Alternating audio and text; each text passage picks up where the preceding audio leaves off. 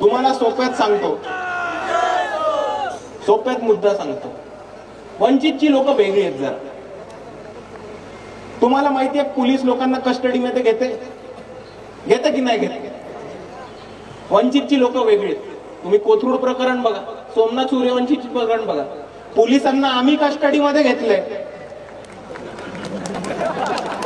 हा एकमेव असा पक्ष आहे जो पोलिसांना कस्टडीमध्ये घेऊ शकतो. आणि ह्याचं अजून एक उदाहरण म्हणजे जेव्हा वंचित बहुजन आघाडीने RSS वरती आंदोलन केलं होतं तेव्हा महाराष्ट्रामध्ये खूप जास्त प्रतिसाद मिळाला होता. तरुणांना खूप उत्साह आला होता आणि तरुण आपल्या मोर्चाबद्दल, RSSच्या विरोधातल्या मोर्चाबद्दल, आंदोलनाबद्दल फेसबुकवर टाकत होते, पोस्ट लिहित होते. आणि त्याच्यामध्ये वंचितच्या कार्यकर्त्यांना सरळ आदेश होता की पोलिसांचा चुकीचा दडपशाहीचा फोन आला तर डायरेक्ट रेकॉर्ड करा. असा कोणताही पक्ष नाही जो कार्यकर्त्यांना म्हणतो पोलिसांचे फोन रेकॉर्ड करा. हे फक्त वंचित मध्ये होतं, अजून कुठे नाही होत.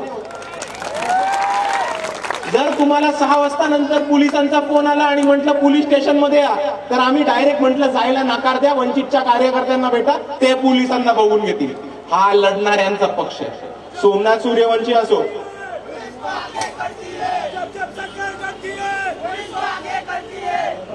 हा एकमेव असा पक्ष आहे जो पोलिसांची कस्टडी घेऊ शकतो, जो पोलिसांचे कॉल रेकॉर्ड करा असं पत्रक काढू शकतो. आणि जर तुम्हाला पोलीस स्टेशन मध्ये बोलवले तर वंचितच्या कार्यकर्त्याशिवाय जाऊ नका हे सांगणारा हा एकमेव पक्ष. आपल्या सर्वांना मी एवढंच सांगू इच्छितो की हा लढणाऱ्यांचा पक्ष, हा मार खाणाऱ्यांचा नाही, मारणाऱ्यांचा पक्ष.